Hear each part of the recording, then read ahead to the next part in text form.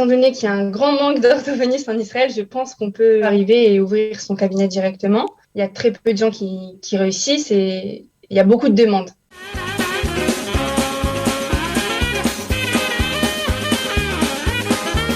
Salut à tous et bienvenue dans un nouveau numéro du CNEF Prends le contrôle. Alors aujourd'hui on se retrouve pour un nouveau numéro avec Addison. Salut Addison. Bonjour. Donc Addison, tu es étudiante en orthophonie à la Mirclala de Kiryat-Ono.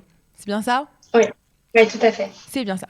Donc est-ce que tu peux nous dire en quelques mots en quoi ça consiste exactement le métier d'orthophoniste ? Donc, ça consiste à repérer et à traiter les troubles de la voix, du langage, de la parole, mais également de l'audition et de la prononciation liés donc à des problèmes de la gorge chez les enfants et les personnes, les adultes, après notamment un AVC.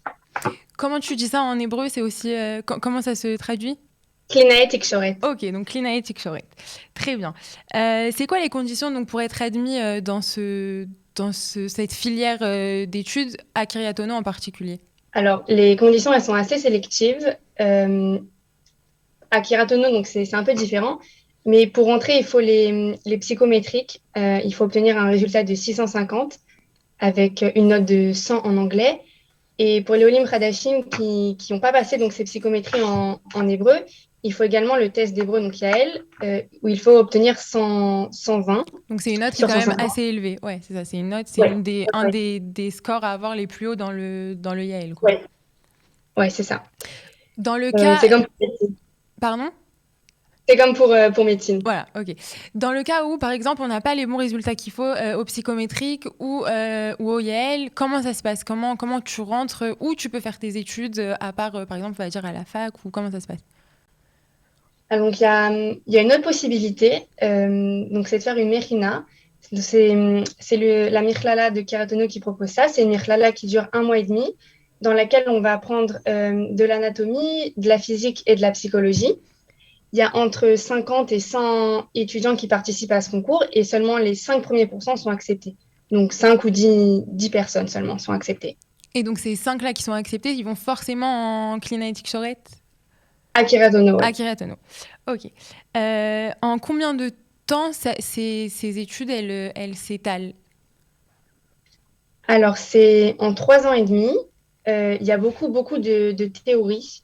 Donc, on a cours tous les jours jusqu'à 17h30. Je sais qu'en Israël, il y a peu d'étoiles qui sont tous les jours.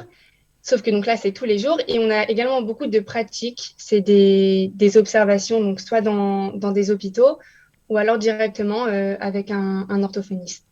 Est-ce qu'à la fin, par exemple, tu as un stage à faire ou quelque chose, ou alors des stages que tu dois faire au fur et à mesure des semestres pour valider, des choses dans ton Torah ?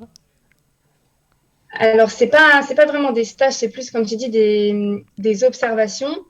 C'est en même temps donc, du Tohar, la 2e et la 3e année, et surtout donc la dernière demi-année, où on est vraiment plus, entre guillemets, sur le terrain avec un orthophoniste.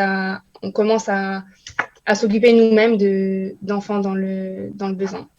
Au final, quand tu as ton Torah, c'est quoi les débouchés ? Tu peux travailler où exactement ?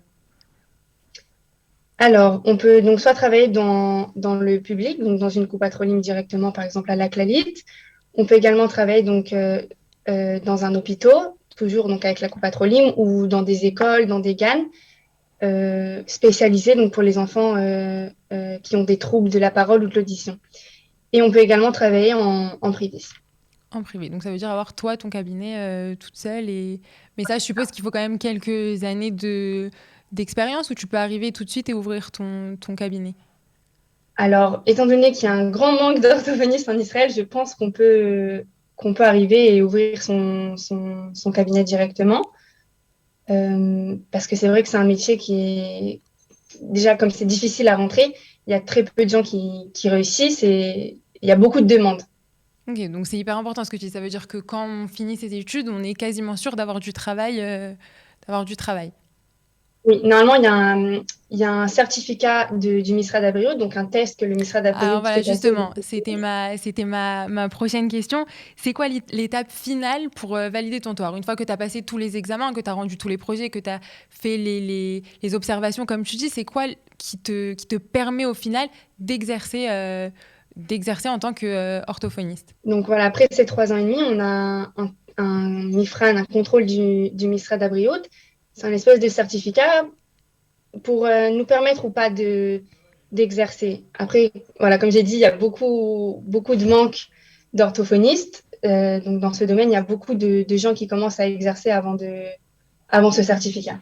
Déjà, je pense qu'on peut te féliciter de faire des études comme ça parce qu'en tant qu'Ola Khadasha, il n'y a pas tout le monde qui arrive à rentrer. C'est d'une des filières qui est la plus difficile à rentrer quand on est Ola Khadasha et qu'on n'a pas la langue forcément. Donc déjà, Kola Kavod. Et je pense que tu nous as tout dit sur tes études. Tu veux rajouter quelque chose, des petits conseils peut-être pour ceux qui voudraient éventuellement faire les mêmes études que toi et je pense qu'à ce niveau-là, il faut motiver les gens parce que vraiment, on voit beaucoup de gens qui veulent faire ces études et qui se disent non, le Yale à 120, c'est pas possible, la Mechina, c'est trop compliqué. Donc, qu'est-ce que tu as à dire à ce type de personnes? Euh, alors moi, je conseille vraiment de faire la Mérina.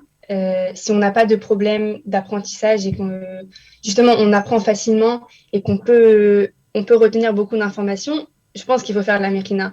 Parce que les psychométriques, je trouve ça vraiment trop vaste. Ça n'a aucun rapport avec Tu peux nous ce rappeler qu'on va. le score qu'ils demandent dans les psychométriques? En gros, hein, parce que je sais que ça varie d'une université à l'autre, mais à peu près combien ils demandent pour donner une idée aux gens? Environ 650. Je sais qu'ils font un espèce de calcul avec le bac Le bac. israélien. Ça nous rajoute un peu de points, mais moi, comme j'ai eu le bac français, c'était très, très compliqué. Mais donc voilà, donc, les psychométriques, moi en maths, c'était très difficile pour moi, donc je me suis tournée vers la Mérina. Et si on aime apprendre et retenir des choses, la Mérina, elle est faisable. Merci beaucoup de tous tes renseignements. Si vous voulez d'autres renseignements sur ce type d'études ou sur d'autres filières d'études, vous pouvez nous contacter au 02 622 26 25 ou sur WhatsApp au 058 422 25 26. On reste à votre disposition. On a des conseillers d'orientation qui sont là pour vous. Et voilà, encore une fois, Addison, vraiment un grand batzlacha dans la suite de tes études. Et quant à nous, on se retrouve très vite pour un nouveau numéro du CNEF Prends le contrôle.